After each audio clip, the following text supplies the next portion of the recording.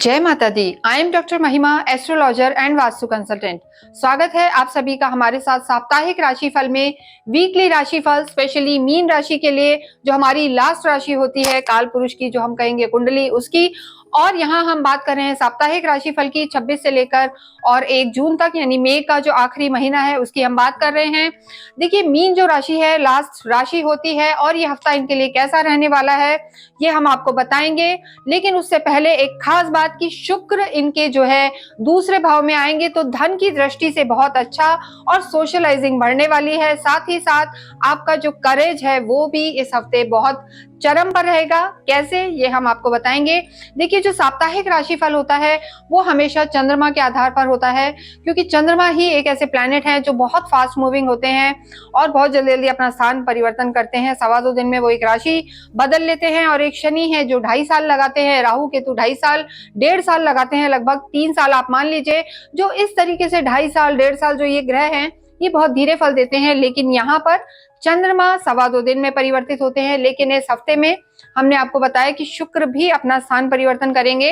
पहले मीन में थे, उच्च के होकर चल रहे थे, और इस हफ्ते वो मेष में आ जाएंगे और एक करेज वाले प्लैनेट, एनर्जी वाले प्लैनेट के साथ आकर वो भी आपको एक एनर्जी वाले रिजल्ट्स देंगे। और मीन के लिए कैसा प्रभाव रहेगा ये हम आपको बताएंगे।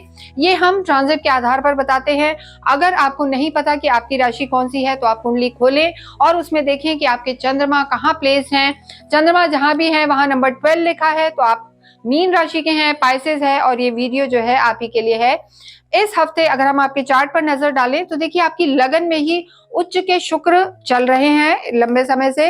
लेकिन अब 31 तारीख को शुक्र यहां से निकलकर और आपके दूसरे भाव में आ जाएंगे, धन के भाव में आएंगे, कुटुंब के भाव में आएंगे। और जो है शनि यहाँ पर है ही, आपके 7.5 का सेकंड फेज चल रहा है। पराक्रम में आपके बुध सूर्य का आदित्य योग बन रहा है। जैसे हमने कहा कि सूर्य पराक्रम में आएंगे इसलिए काफी करेजियस हो जाएंगे और चरम पर आपका कॉन्फिडेंस रहेगा। उसका कारण है कि सूर्य आपके 3rd हाउस में है और हफ्ते की शुरुआत में चंद्रमा भी आपके जो है तीसरे घर में रहेंगे। और चंद्रमा की पूरी स्थिति जो इस हफ्ते रहने वाली है आपके 3rd house, 4th house, 5th house और 6th हाउस में रहेंगे, तो स्थितियां अच्छी रहने वाली है। लेकिन जो बीच के हम कहेंगे कि 28-29 का समय होगा उसमें चंद्रमा आपके 4th हाउस में रहेंगे, जो अच्छा नहीं माना जाता। बाकी ओवरऑल चीजें अच्छी हैं। पंचम में आपके मंगल हैं नीच के, 6th हाउस में केतु है जो रोग ऋण शत्रु का स्थान होता है, और 12th हाउस में आपके राहु हैं। तो इन सब का आपके जीवन पर इस हफ्ते में क्या प्रभाव पड़ेगा ये हम देखेंगे। देखिए, सबसे पहले अगर हम आपके स्वास्थ्य की बात करें तो शनि आपकी लगन में है, 7.5 चल रही है, मंगल आपके पंचम में है। और हफ्ते का जो मतलब बीच का हिस्सा रहेगा, मिडिल ऑफ द मंथ, जिसमें हम बात करें कि 29-30 की लगभग आप मान लें, 28 की शाम 29-30, ये समय थोड़ा सा स्वास्थ्य की दृष्टि से अच्छा नजर नहीं आ रहा, क्योंकि उस समय चंद्रमा भी आपके 4th हाउस में चले जाएंगे, सुख भाव में होंगे। चौथे के चंद्रमा को अच्छा नहीं माना जाता, तो ऐसे में थोड़ा सा लो फील कर सकते हैं, डिप्रेशन, एंजाइटी की समस्या रह सकती है। साथ ही साथ थोड़ा सा आपको ध्यान रखना है कि चोट वोट लगने के भी योग रह सकते हैं। केतु भी आपके 6ठे भाव में है। अगर किसी को कोई पुरानी कोई डिजीज चल रही है, क्रॉनिक डिजीज है, तो वो इस समय थोड़ी सी बढ़ सकती है। तो हफ्ते के जो मिडिल का भाग होता है, बीच का हिस्सा है, यानी 28, 29, 30 को आपको अपने स्वास्थ्य का बहुत बहुत ध्यान रखना है। ओवर थिंकिंग को कंट्रोल करना है। थोड़े से ब्लेम गेम आपके साथ हो सकते हैं जिसका तनाव आपके जीवन में रह सकता है। तो शांति बना के रखें, धैर्य रखें, जिससे आपको परेशानी ना हो। नेक्स्ट हम बात करते हैं आपकी लव लाइफ की। देखिए, लव लाइफ के लिए हमने बताया कि पंचम हाउस देखा जाता है, मंगल यहाँ नीच के हैं, तो स्थितियां बहुत अच्छी तो नहीं है। यहाँ पर थोड़ा सा आर्ग्यूमेंट्स रह सकते हैं, ऐसी स्थिति रह सकती है। हालांकि सुख भाव में आपके गुरु हैं और जो आपके लॉर्ड हैं चंद्रमा, तो चंद्रमा जब 28, 29, 30 को आपके लगभग चौथे घर में रहेंगे, वहां पर आपको हम तो कहेंगे कि आप मिलिए ही नहीं अपने पार्टनर से, जिससे लड़ाई की संभावना ही नहीं रहे। लेकिन आजकल डिजिटल वर्ल्ड है और फोन पे भी सारे टाइम बात होती है, तो थोड़ा सा उस समय बातों को अवॉइड करें, आर्ग्यूमेंट्स में ना जाएं। 28, 29, 30 को मीन राशि वालों को हर चीज में हम कहेंगे कि बहुत ज्यादा ध्यान रख के चलना है, अन्यथा यहाँ पर रिश्ते ठीक नजर आ रहे हैं। लेकिन देखिए, चंद्रमा की स्थिति भी बेटर नहीं है और मंगल भी नीच के होके आपकी लव लाइफ में ही बैठे हैं। तो ऐसे में जो हम कहेंगे थोड़ा सा छोटी छोटी बातों पर भी चीजें ट्रिगर हो सकती हैं, एकदम से रिएक्ट कर सकते हैं आप। तो ये स्थिति को आपको संभालना है, अन्यथा जो और रिश्ते हैं वो यहाँ पे ठीक नजर आ रहे हैं। इसके अतिरिक्त अगर हम आपके वैवाहिक जीवन पर नजर डालें वैवाहिक जीवन के जो आपके लॉर्ड हैं, बुध हैं, बुध इस समय आपके पराक्रम में चल रहे हैं, वो स्थिति आपकी ठीक है। वैवाहिक जीवन यहाँ पर ठीक नजर आ रहा है। राहु भी यहाँ से हट चुके हैं। देखिए, हफ्ते की शुरुआत में भी अगर हम कहें तो उच्च शुक्र की दृष्टि है, तो इस हफ्ते आपकी सोशलाइजिंग बढ़ेगी, यानी आप घूमने फिरने जाएंगे, किसी इवेंट्स में जा सकते हैं, या शुक्र की जो स्थिति है, हमने कहा सोशलाइजिंग बढ़ेगी, यानी आपके घर में भी कोई प्रोग्राम हो सकते हैं, गेट टुगेदर हो सकती है। तो वैवाहिक जीवन यहाँ पर ठीक नजर आ रहा है। बुध भी सूर्य के साथ बुधादित्य योग बना रहे हैं, तो आपका पराक्रम भी बढ़ेगा, ऑरा भी बढ़ेगा, समाज में इज्जत भी बढ़ेगी। और ओवरऑल शनि, देखिए जो शनि की दृष्टि है, तो शनि शनि यानी धीरे करवाती है हर काम को, और थोड़ा सा जो हम कहते हैं कि पुरानपंथी कन्वेंशनल चीजों में ज्यादा अटकते हैं, तो हो सकता है उस हालत के कारण थोड़ा सा कोई छोटी मोटी बात हो जाए, अन्यथा यहाँ पे मैरिड लाइफ ठीक है। इसके अतिरिक्त जो जिन लोगों का विवाह नहीं हुआ है, जो शादी करना चाहते हैं, जो स्थिति बनी हुई है, उनके लिए हम कहेंगे कि ये हफ्ता उतना अच्छा नहीं है, तो थोड़ा सा रिश्तों को लेके इम्पल्सिव ना हो, और समय आगे के समय पर चीजों को छोड़ें। अभी किसी वैवाहिक जीवन में जाने की ना सोचें जिन लोगों का विवाह नहीं हुआ है। स्थितियां यहाँ पे इतनी बेहतर नजर नहीं आ रही हैं। इसके अतिरिक्त हम आपके कार्य क्षेत्र को देखते हैं। नवम, देखिए जो नवम भाव तो आपके भाग्य का है ही, 10वां जो घर होता है आपके कार्य को दर्शाता है, आपके जो हम कहेंगे ओवरऑल जो आपकी चीजें हैं, आपकी प्रोफेशनल लाइफ को दर्शाता है, रोजगार को दर्शाता है कि आप धन कहाँ से कमाते हैं। यहाँ के जो लॉर्ड हैं, गुरु हैं, गुरु खुद ही अपने घर को देख रहे हैं, तो स्थितियां बेटर हैं। कारोबार धीरे धीरे बढ़ेगा, और धन भाव में जो हमने यहाँ पर कहा कि आपको लाभ होगा, और कहीं ना कहीं आपके शुक्र जो है धन भाव में आए हैं, तो शुक्र इस समय आपके लिए काफी अच्छे परिणाम देने वाले होंगे। स्थितियां आपकी अच्छी हैं, तो धन बढ़ेगा। कारोबार की दृष्टि से भी समय आपका ठीक है। कहीं ना कहीं कोई स्किल्स आपकी बढ़ सकती हैं इस हफ्ते।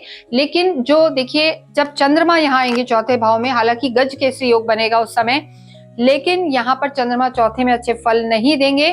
तो 29-30 तारीख को आपको काम में ध्यान रखना है कि कोई भी बड़ा डिसीजन नहीं लेना, या अगर आप काम के सिलसिले में कहीं बाहर जाना चाह रहे हैं, बाहर जाना पड़ रहा है, तो उसे भी थोड़ा सा अवॉइड करें। बहुत ज्यादा अच्छे परिणाम देने वाली यात्रा नहीं होगी आपकी। नॉर्मल आप घूमने फिरने जाएं तो कोई दिक्कत नहीं है। तो ओवरऑल कार्य की दृष्टि से समय अच्छा है। जो लोग कहीं ना कहीं कम्युनिकेशन से रिलेटेड कार्य कर रहे हैं, टीचिंग में है, या कंसल्टेंसी का काम है, या हम कह सकते हैं कि जो जर्नलिज्म से रिलेटेड काम है, उनके लिए ये हफ्ता बहुत बहुत अच्छा रहने वाला है।